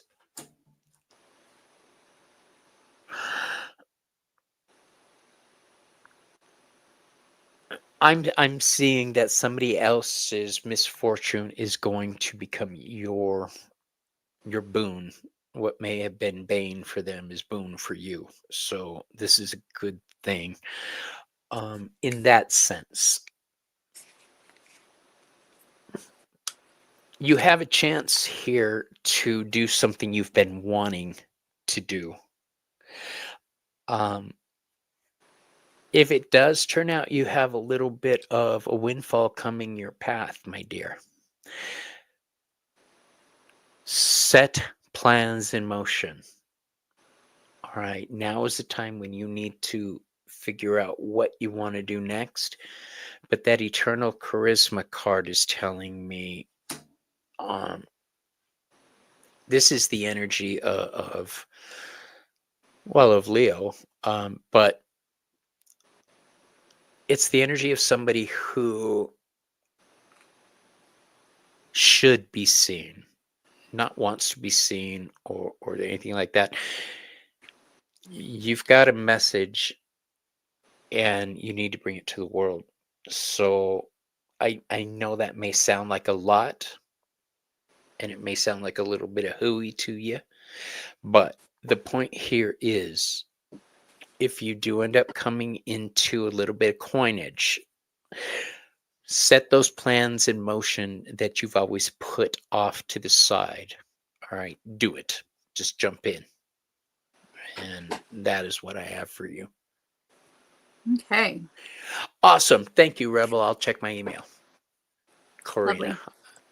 I'm going to call you Reb. So I got for you the Two of Cups, which is the like partnership. Even if it's a partnership with your guides, your higher self, it's still considered a like meeting of the hearts, of the soul partnership. So I definitely see that I see this like you are working with someone. I'm wondering if it's another man on here. I don't know. Are you trying to, maybe it's that money that you're talking about, Bobby, with the Two of Cups. Right? Yeah, I mean, I'm showing that you're here in the works with someone regarding, I feel like it has to do with money as well. Let me pull another card. Let me get this top card on here. It's the Page of Pentacles. So you definitely there's some type of money that's coming up on here with the Two of Cups and then the Page of Pentacles, working with someone, but then also like building a foundation. Is it building a foundation? Hey, Gerald, for you? how you doing? Yeah. An opportunity that's coming up that you need to be working on. But it's also reminding me, it's letting me know that you need to also be doing what you love. And I'm not sure if it has to do with like a potential business opportunity that's coming up, but it's also letting you know that you need to do what you love in order to have this succeed for you. You don't want it to feel like work. And that's what I'm getting here. Because look, here's a house right here. So it's saying, yeah, I'm getting, don't make it feel like it's work. Don't make sure that it's fun even when you're doing it. And the last card I got for you is called the Beauty Way. So that's just a reminder that the beauty way is life is beautiful, but it's also can be messy and dirty at times. And it's funny that there's two people on here with similar to your Two of Cups. So I'm kind of getting that same energy again. See that? I'm getting that same energy again of Two of Cups here. So partnerships. Bye, Tapestry. Good night. Good night, Lila.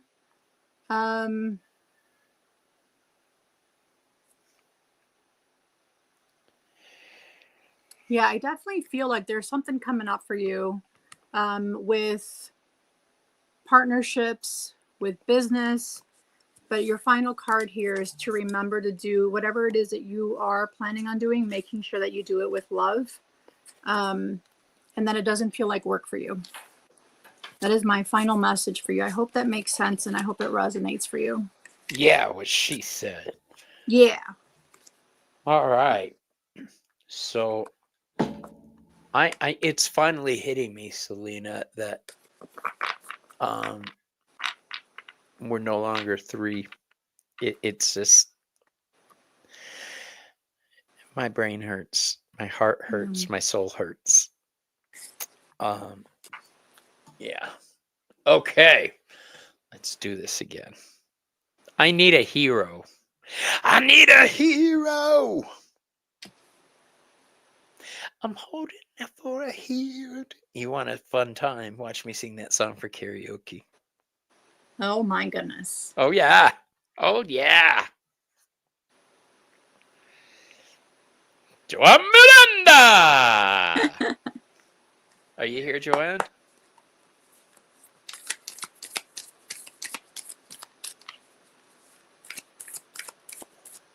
Oh, I hope so, Bridget.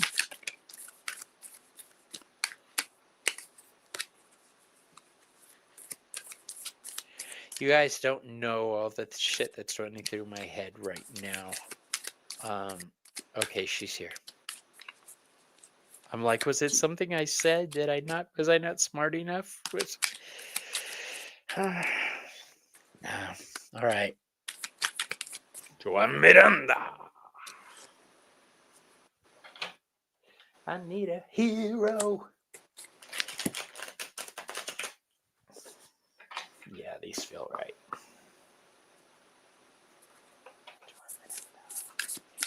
Joan Miranda.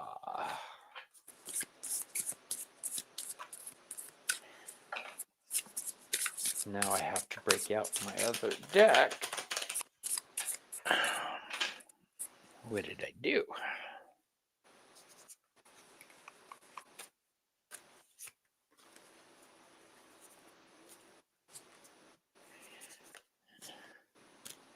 One, a two, three. How many licks does it take to get to the center of us?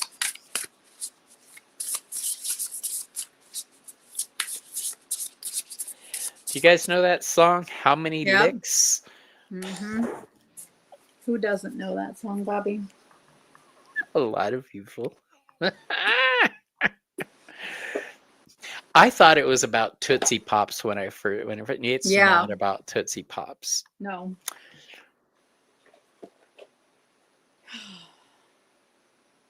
I've sung that song for karaoke too, come to think of it. Oh my gosh. Are you serious? Oh yeah. I think I've done one called Bring On the Men. Did you do the Cisco thong song? No, I've never done that. I don't like Cisco. I never have. It's Nita, come get your boy. Right? She said he is so bad tonight. So, the first card I have for you is the Judgment card in reverse. Now, this is T'Challa, the Black Panther.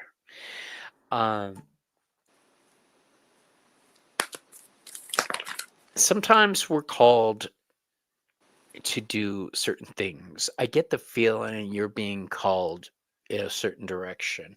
And I'm talking spiritual.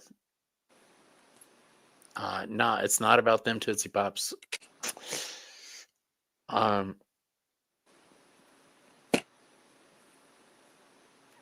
Have you ever seen those TV shows with superheroes when something happens and then you see them all get the alert and they look at the sky and go like that?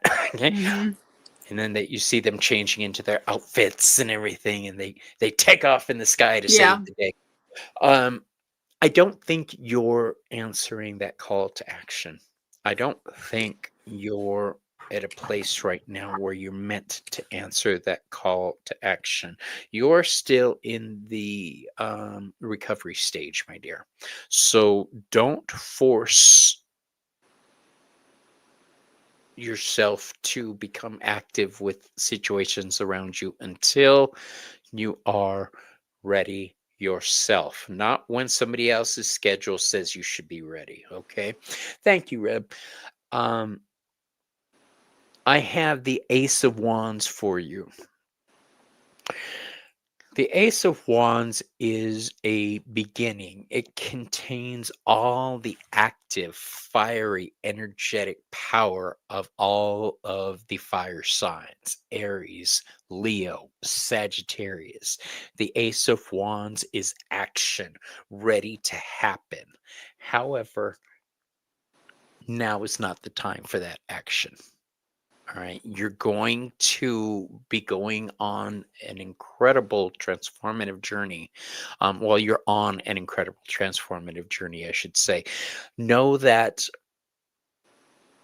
this is a long, drawn out process that you're undergoing. So don't try to force it. You allow things to happen in their own time as they were meant to happen. That Ace of Wands says that all good things are coming to you. Um, Power, energy, good health, but now is not the time to act on anything yet. We have the next card is the Two of Swords, and these are Electra's size, her fighting weapons. Um,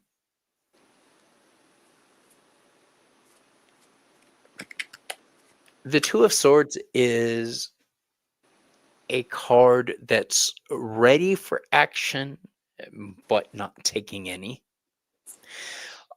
Famously, we know the Two of Swords has homegirl sitting there on the beach with her arms crossed, blindfolded with the two swords, right? It's an uncomfortable peace. Yes, it's a temporary ceasefire, temporary peace. What's up, Anna? How you doing? Um, this is an uncomfortable peace. This is just keeping things the way they are for the time being, for the sake of peace. That's about to fall apart. All right. Shit's about to hit the fan. And I need an oracle card for you.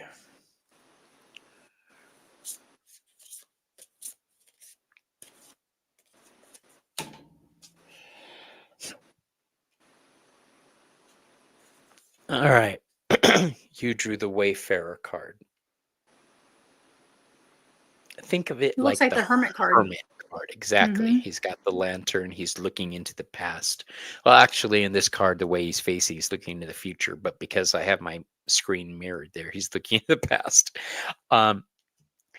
This is a card that says get your ducks in a row.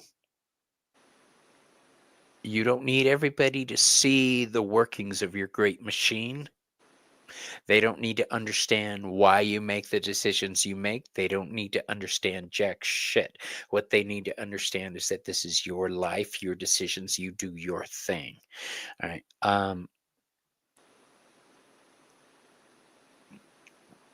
Don't allow anybody to try to guide you into a certain room and tell you, look, it's the truth. This is the reality of life. Fuck that. You're on your own quest, baby girl. That Wayfarer card is all about seeking out the truths of life. All right. And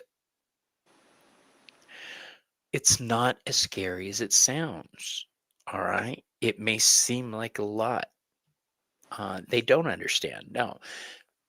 I take you back to that card here, the Judgment card. It's time to embrace your destiny, at least on a certain level, and accept the fact that we're just built different than other people, babe.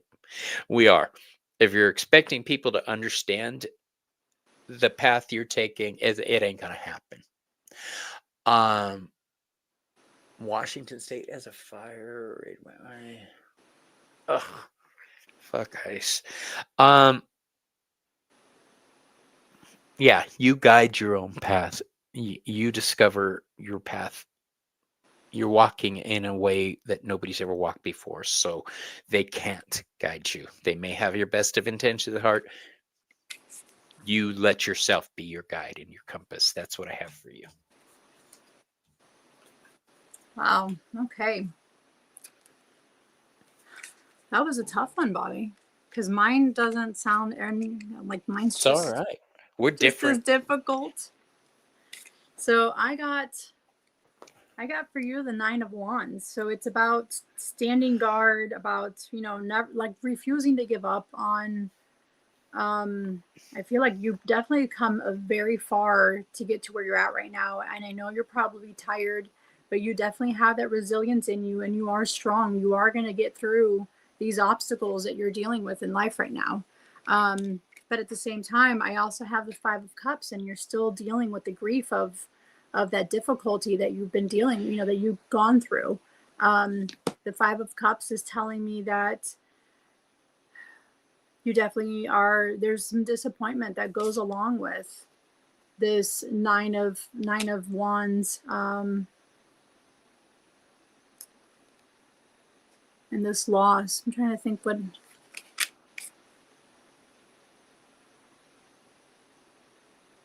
because I also got the Three of Wands for you, and I know he's talking about, you were talking about a path and paving your own path. So the Three of Wands here, it's letting you know that you do need to, there is a new horizon in front of you.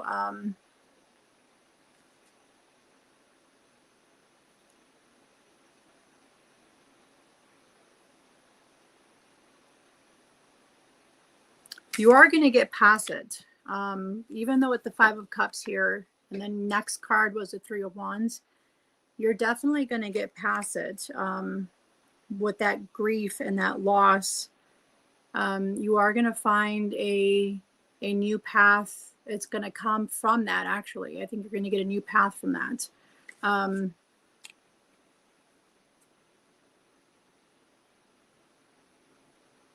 Yeah, definitely. There's a new path. The Oracle card I got for you is to call on your angels. So in the middle of all of that grief, that loss, the burdens, the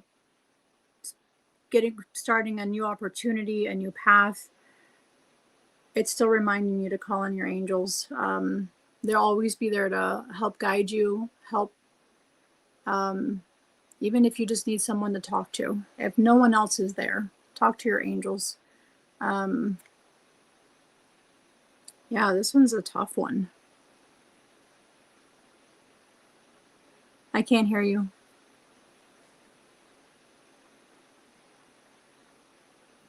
Sorry.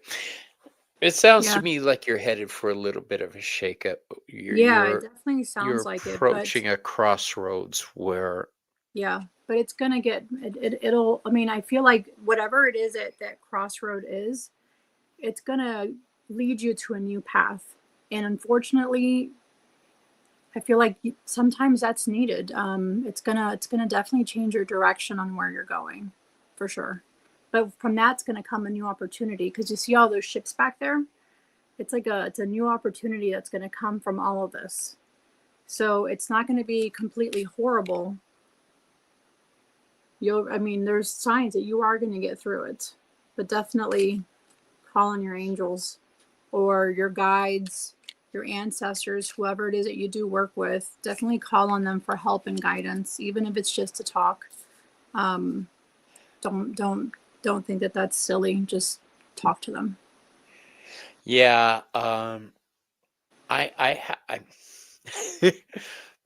talk to my guides a lot, because a lot of my guides are ancestors. So, I don't mind doing that at home.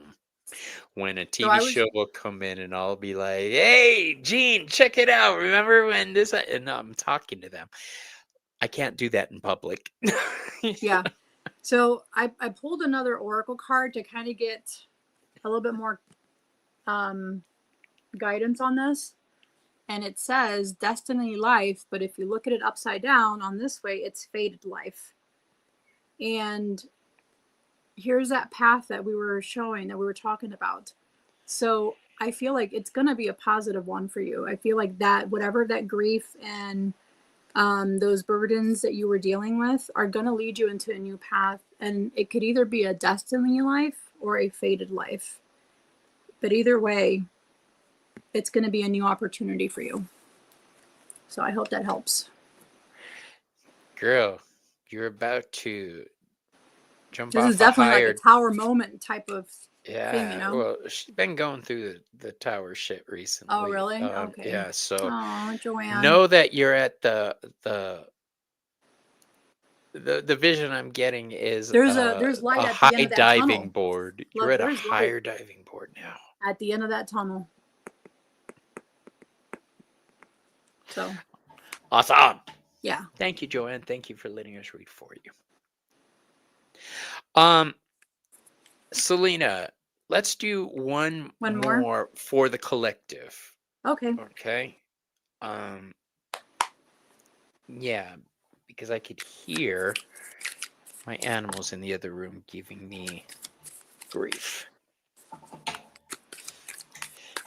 And for the collective, I'm using the best deck ever created. Chris Butler. Yes. He told me my new personalized deck will be here soon. With my Another logo on the deck? back. Well, Oh. he knows I use his healing light Linermon, so he's Yeah. creating a deck for me with special cards that are different Wow. from the regular deck. Yeah. So Aren't you special? I've got good friends. I got friends in low places. I got friends in low places, high places. I got good friends.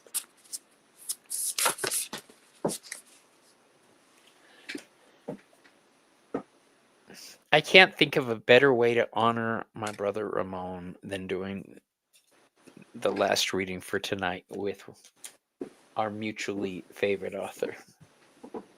I have his deck too. I know you do. Ramon got it for you. Maybe I'll do that healing light one. This deck, if you guys don't know, yes, play. Who else? If you have not acquired the Healing Light Tarot and you're interested in alchemy healing with tarot or anything like that, this is the deck to get because it literally shows you where to aim. All right. So for the collective, the energies I'm working with here tend to do with the earth realm. I've got the Hermit card, the Two of Cups, and the Devil card. The Hermit card is Virgo energy. Virgo analyzes everything. The Hermit card is a card that asks us, are our intentions in alignment with our higher self for moving forward? Am I on the right path? These are questions that can drive a person knuckin' futs if you allow it. Don't doubt or overthink things. Just live in the moment. You can keep an eye on things with one eyeball and still be free to live in the moment. All right. We have the Two of Cups, but it came out upside down. This tells me you're not living in the moment, people. You're not. That's it. She's going to the pound. What did she do? There's a tooth mark through my Two of Cups. My personalized Chris Butler Healing Lights Tarot has a tooth mark through it. Are you sure you didn't bite it? Yeah, that's okay. So I don't buy it. There's no way she would have done that. She walked into my husband's bedroom yesterday, looked him in the eye, and pissed in the middle of the bed. That's because I wouldn't let her in here. She's a little bitch. Don't think she's this. No, right? She just I'm not christened angry. it. I'm not She angry. christened the deck.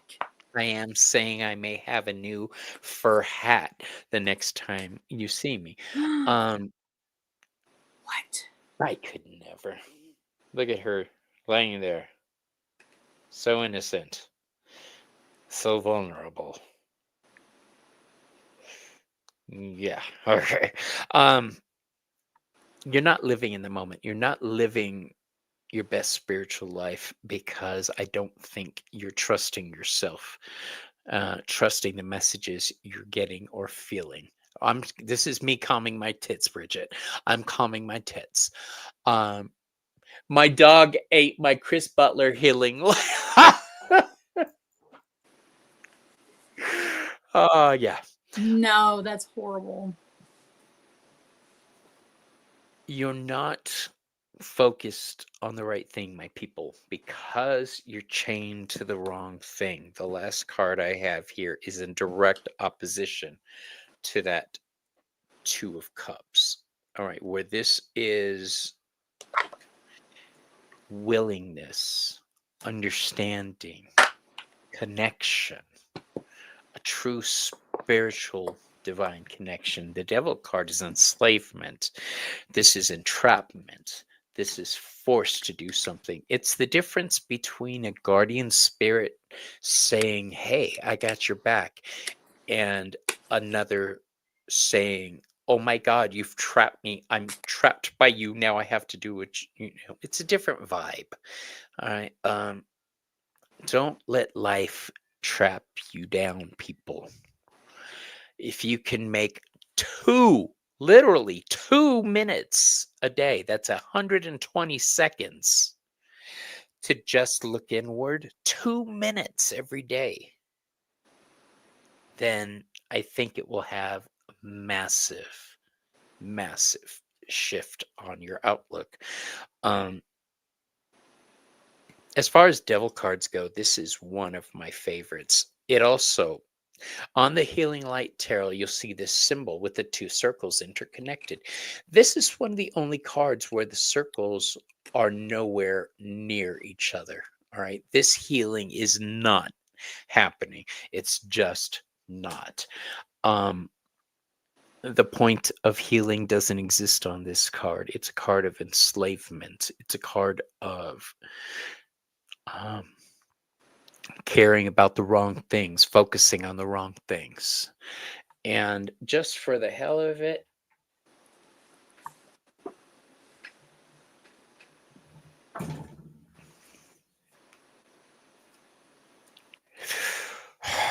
teeth mark. It's your fault. You shouldn't have left your deck sitting out. In my room, on my table. Right, I'm awful.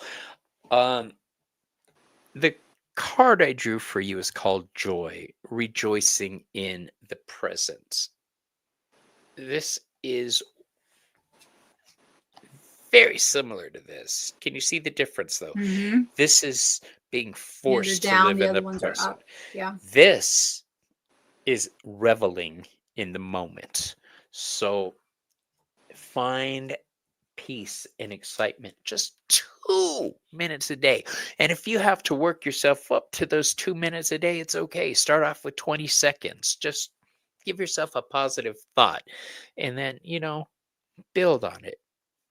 You need to learn how to accept the good things in life and live with them. And that's what I have for you.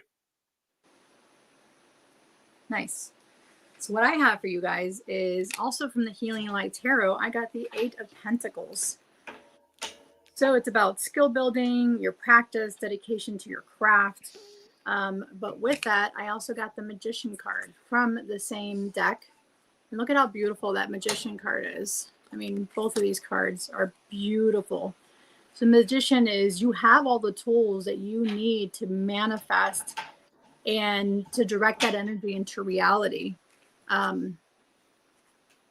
The 2 oracle cards that I got with that is work with your healers and savings. And it's funny that savings came out with the 8 of Pentacles. So it's telling me that your savings card, and look at this card here with savings. It's about preservation, protecting your energy and your resources. So even though you are in the middle of skill building and learning a new craft, it's still asking you to preserve your energy, to save it. Even though you still have all that tools to be able to make this all come into reality right here. You definitely have the tools with the 8 of Pentacles and with the Magician. But the final card was work with your healers. So it's asking you to help to receive guidance and to help strengthen your, once you receive guidance, it's going to help strengthen your path. But But I feel like that savings part is the most important part of this. Because it's wanting you to balance yourself. Don't overextend yourself. Definitely save your energy, save your time.